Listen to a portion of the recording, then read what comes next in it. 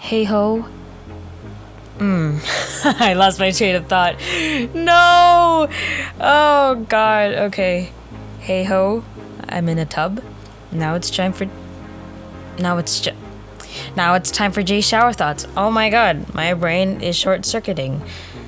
Okay. Oh, Jesus Christ. I am very sorry about the very, very broken intro. And, yeah, so, putting that aside, let's just get straight into it. Okay, well, not really.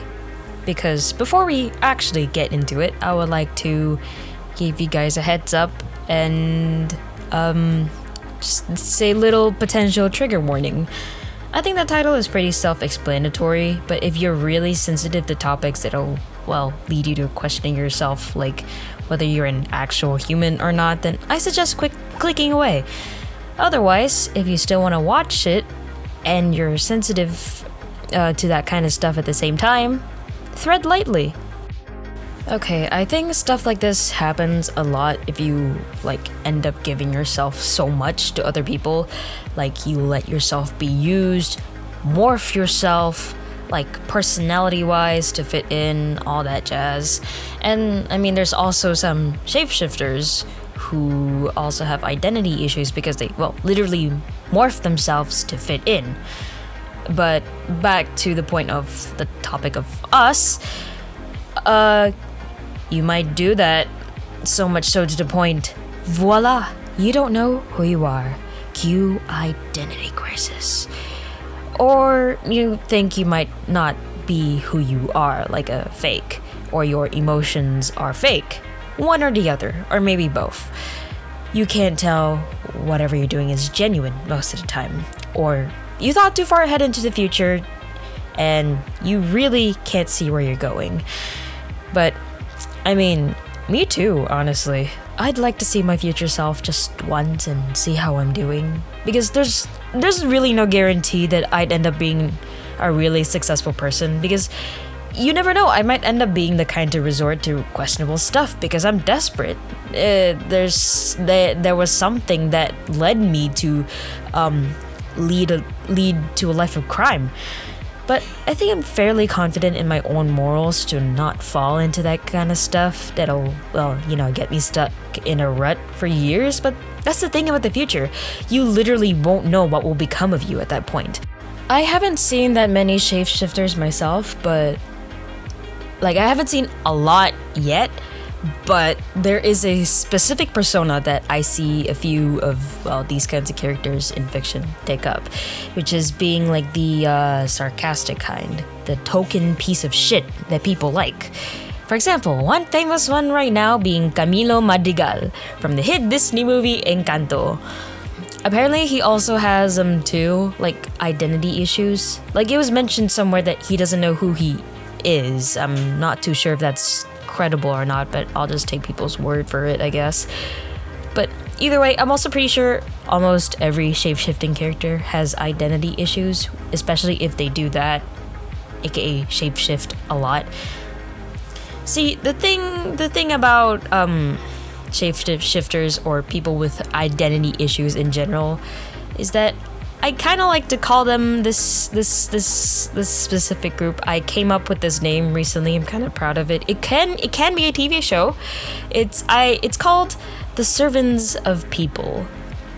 Yeah, because in a sense they're only genuine trait, genuine trait as in the trait that they can tell. How do I say this?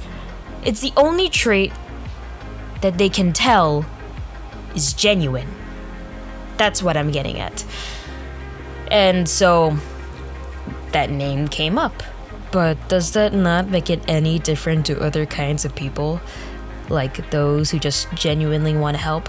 Well, as someone who struggles with who they are as well, I also do like to genuinely help people, but I realized there's a limit to that. You end up doing that so much to the point you lose yourself in the process because you're only focusing on people and you don't include yourself in that area of focus. how do I explain this? Like, there's a reason why people say be selfish for once, because sure, it's nice to want to help people, and it's pretty much like almost a natural human thing to do, to help people. But do it too much and you'll end up losing yourself. It's like giving a piece of yourself to people, and it's not like you can do that forever. Eventually you're going to run out of these pieces, and when that happens, you're going to have to sit there and wonder, what the fuck do I do now? I have nothing left of me. And what even am I without these pieces? Who am I in the first place? I mean, okay, honestly speaking, I didn't have that deep of a revelation of a self-identity crisis or something, but yeah, it's pretty much the gist of it.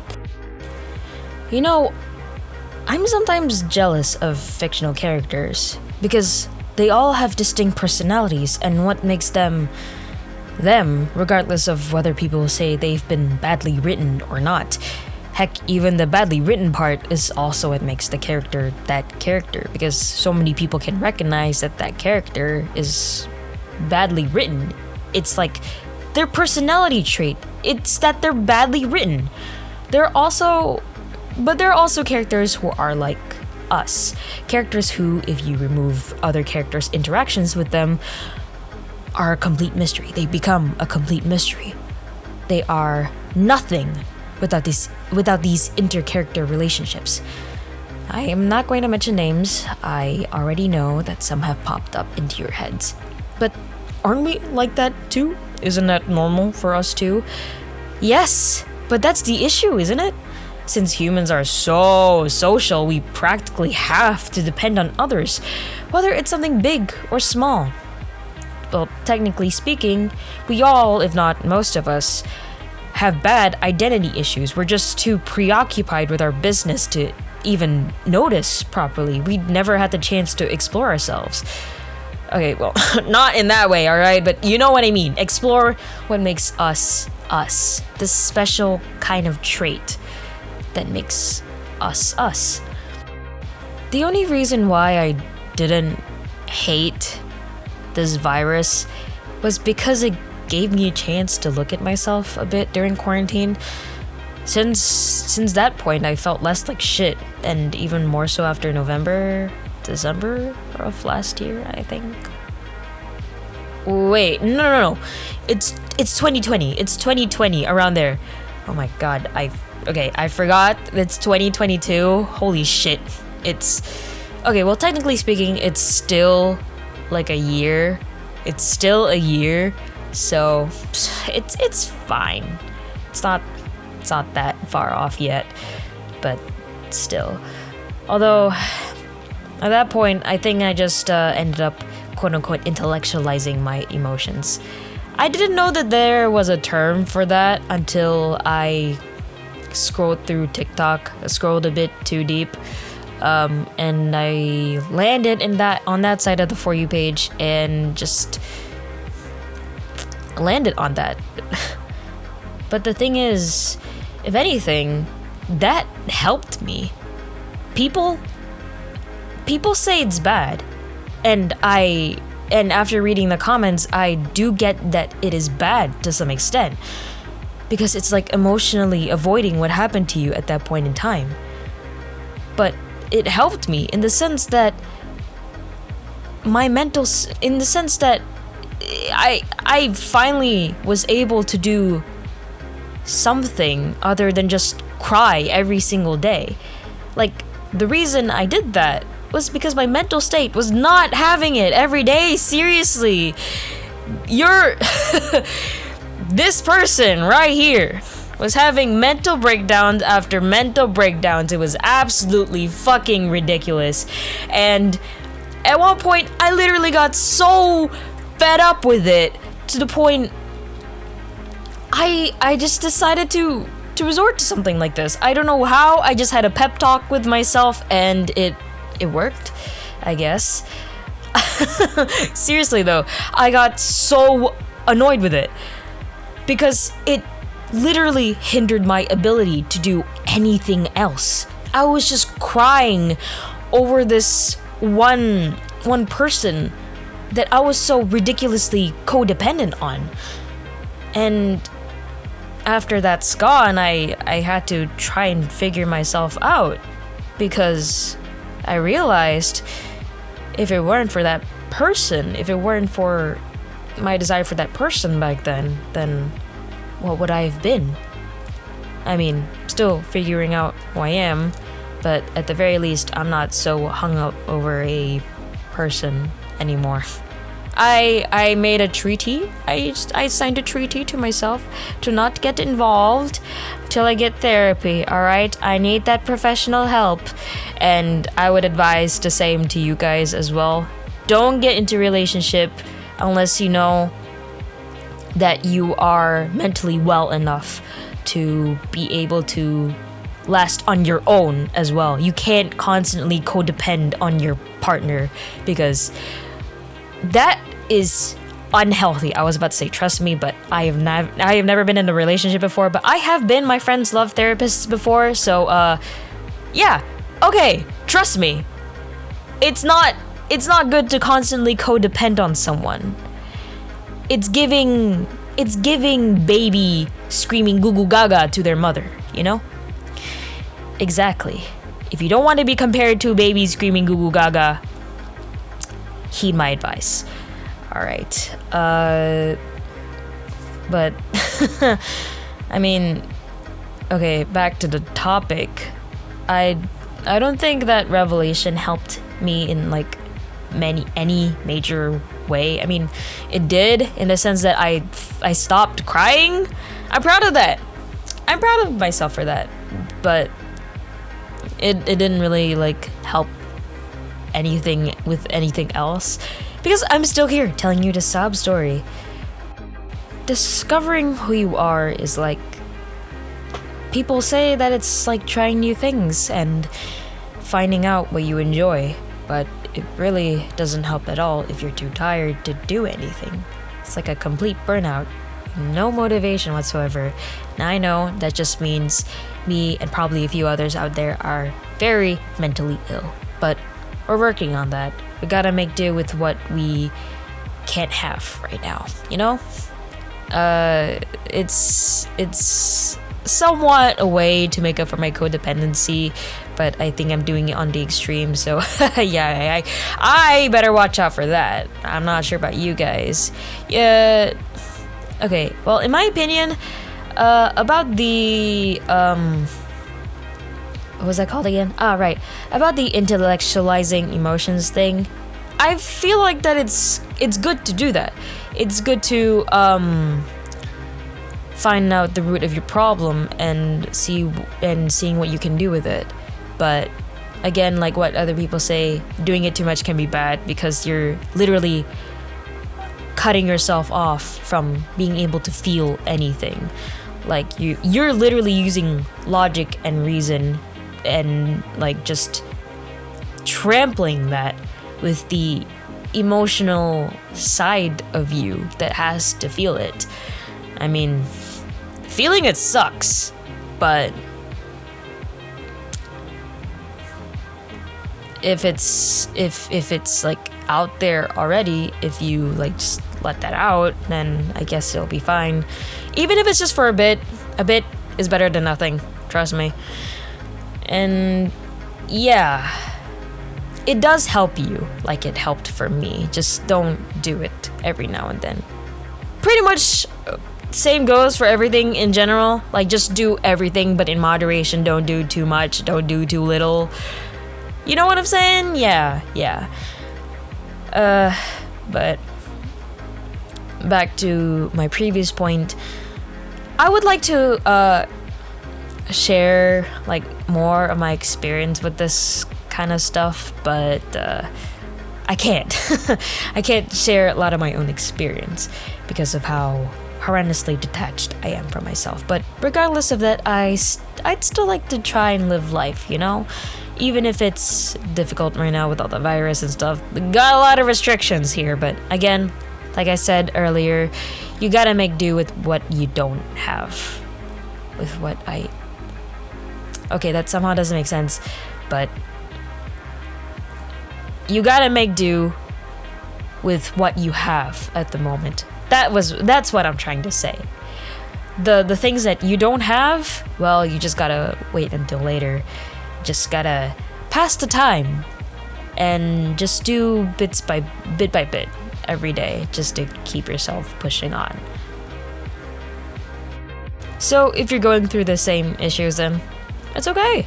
At the very least, you're not alone, because I am sure as hell there is so many people that struggle with their own identity, but they don't admit that themselves, or even better, they don't realize that they have identity issues. Unless you already have yourself figured out, then I give my applause to you. Congrats. But anyway, back to the point. There's a lot of people who don't admit that, or aren't even aware that they have it, so I guess this is already a step in the good direction. But to those who are already acknowledging whatever problems in general you have, not just your identity crisis, don't keep running away from them. Just a quick word of advice, because keep running and you will run out of energy, and sooner or later those problems will end up running back to you. They will catch up to you and you will have to face them unprepared. So you might as well run to that direction and face them yourself. You might as well force them to come back first. Like you face it, face to face. Personify them if you have to. Because, I don't know, it might help. You never know. I'd like to, explore and face my problems face to face. But the environment I'm in doesn't really give me that much freedom to do that, if I'm being honest with you guys. If you're in the same situation as me, well, then I hope for the best for both me and you, and that we get the hell out of here to liberate ourselves first. Well, thank you for listening. It's been a while since I've posted something quite lengthy. So have at it. I am finally streaming again. The thing is, I'm not gonna stream this coming week because, I got a lot of schoolwork that I have to deal with. I am actually supposed to do something else other than this podcast, but I gotta stick to something for once. I need to force myself to stick to a schedule, because I for the life of me cannot stick to schedules. But I'm a bit late, but you can't really blame me. I did not know that my lesson would end at freaking 7 p.m. Yes, my lesson ends. Okay, usually my lesson ends at 6, and my classes start at 1. That's every Monday. It'd be nice, but there's a downside to it. There's a downside to it starting early. You end late. Wait. There's a downside to it starting late. You end late. That's what I was trying to say. Yeah, that is it. I actually have no idea what to say here now, so. Please take care of yourselves. Drink water.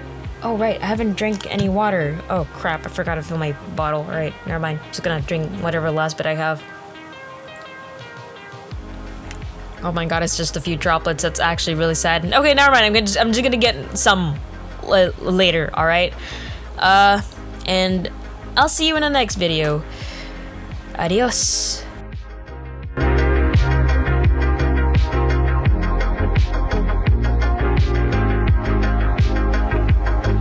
Take some chocolate and some lobster and some eggs and some pie, and then you mix it in your body and shit it all out. You take some chocolate and some lobster and some eggs and some pie, and then you mix it in your body and shit it all out. Some eggs and some pie, and then you mix it in your body and shit it all out. Shit it all out. Shit